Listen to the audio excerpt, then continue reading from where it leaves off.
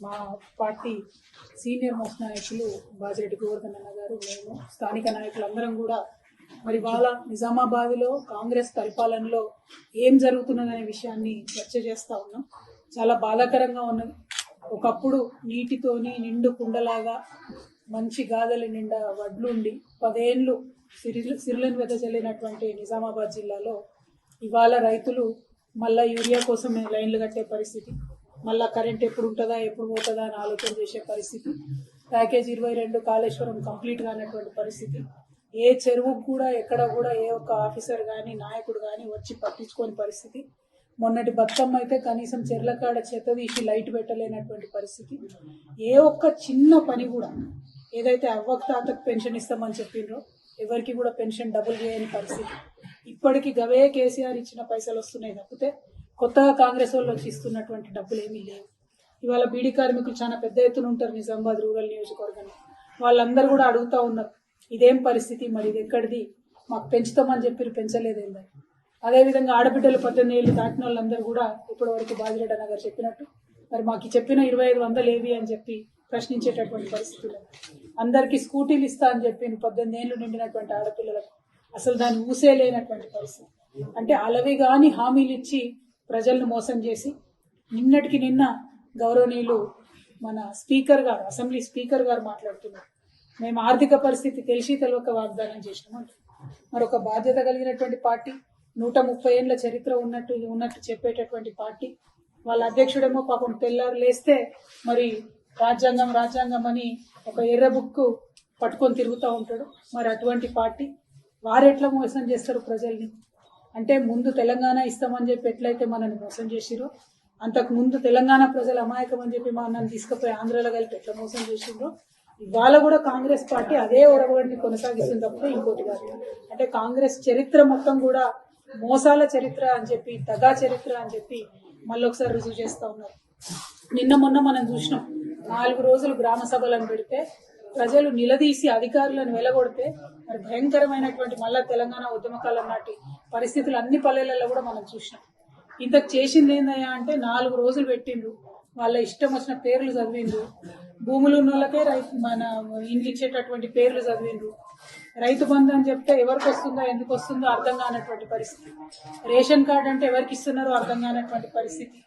భయంకరంగా ఎక్కడో సెక్రటేరియట్ లో ఏసీ రూమ్లలో కూర్చొని చేసిన లిస్టును తీసుకొచ్చి ఊర్లలో చదివి పేద ప్రజల నోట్లో మట్టి కొట్టేటటువంటి ప్రయత్నం కాంగ్రెస్ పార్టీ చేసింది.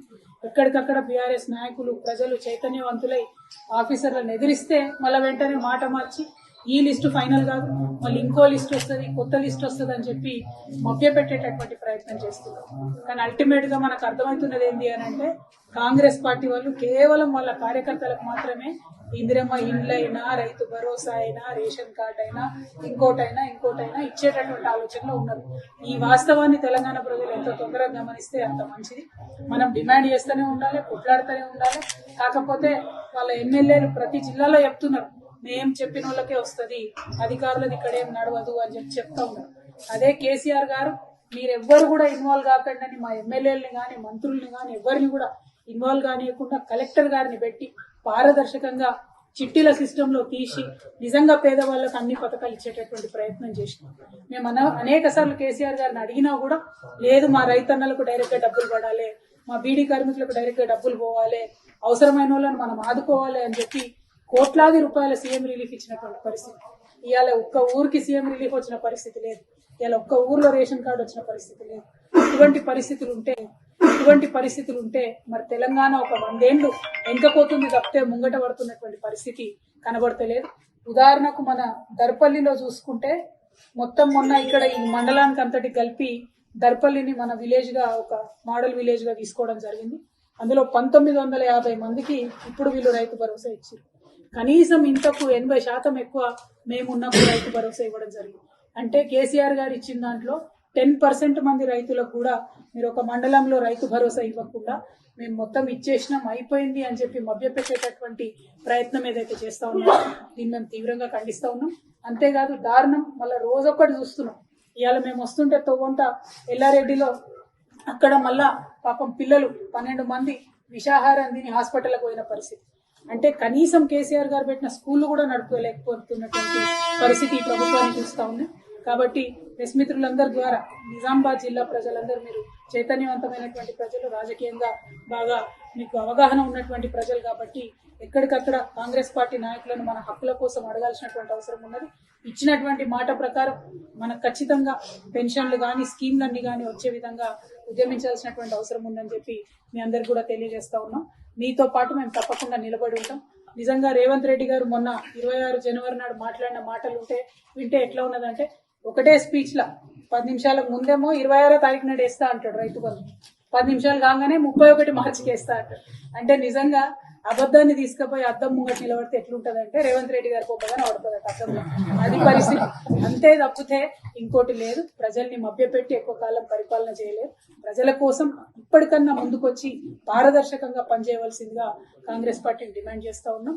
నిన్న కుంభమేళాలో ఏదైతే ఇన్సిడెంట్ జరిగిందో దానికి బీఆర్ఎస్ పార్టీ తరఫున మేమందరం కూడా బాధపడతా ఉన్నాం. అదేవిధంగా కుంభమేళ ఇప్పటి నుంచి శివరాత్రి దాకా కొనసాగుతుంది కాబట్టి తెలంగాణ నుండి కూడా చాలా మంది పోతా ఉంటారు కాబట్టి ఖచ్చితంగా ఇక్కడ ఉండేటటువంటి ప్రభుత్వం ఒక హెల్ప్ లైన్ ఏర్పాటు చేయాలని చెప్పి మేము డిమాండ్ చేస్తా ఉన్నాం. పోయినటువంటి ప్రజలు ఎటువంటి ఇబ్బందులు ఎదురైనా కూడా ఒక హెల్ప్ లైన్ కి ఫోన్ చేసేటటువంటి ఆస్కారం మన తెలంగాణ నుండి కల్పించాలని కూడా నేను ఈ సందర్భంగా డిమాండ్ చేస్తా ఉన్నాను. Thank you. జై తెలంగాణ. కొత్తగా ఈ ప్రభుత్వం చేస్తున్నది ఏం లేదు. మేము ఇచ్చినటువంటి ఆత్మగౌరవ భవనాలను పోయి ఓపెనింగ్ చేసుకోవడం, మేము ఇచ్చిన ఉద్యోగ నోటిఫికేషన్లకు పోయి సర్టిఫికెట్ ఇచ్చుకోవడం, మేము ఇచ్చినటువంటి అన్ని పనులను కొనసాగించే ప్రయత్నం ఏవైతే కంప్లీట్ అయిపోయినాయో నేను చేసిన అని గొప్పలు చెప్పుకున్నాడు తప్పితే చేసిన మంచి పనులను కొనసాగించి పెంచి ఇచ్చింది మాత్రం ఎక్కడా లేదు. ప్రజలకు ఇచ్చిన వాగ్దానాన్ని పూర్తి చేసింది ఎక్కడా లేదు. అది వడ్లకు బోనస్ విషయంలో అయితేంది, ఇప్పుడు మన ఎర్రజొన్న కోతకు వచ్చి దాని పరిస్థితి అయితే ఏంది, కనీసం కొనుగోలు కేంద్రాలు పెద్ద ఎత్తున పెట్టేది ఏదైతే ఎందులో కూడా ఈ ప్రభుత్వం విఫలమైతా ఉన్నది. దీన్ని ప్రజలందరూ కూడా గమనిస్తూ ఉన్నారని చెప్పి నేను కోరుతా ఉన్నాను. అట్లానే పసుపు పంట ఇప్పుడు మాకు వచ్చింది నిజామాబాద్లో. మరి దాని రేటు గురించి ఇక్కడ బాగా బీజేపీ ఎంపీ గారు కూడా చాలా మాట్లాడుతూ ఉంటాడు ఆయన. మరి పసుపు రేటు పెంచే విధంగా, పసుపుకు మద్దతు ధర ప్రకటించే విధంగా భారతీయ జనతా పార్టీ తక్షణమే చర్యలు తీసుకోవాలని, దానికి ఎంపీ అరవింద్ గారు కృషి చేయాలని కూడా ఈ సందర్భంగానే డిమాండ్ చేస్తున్నారు.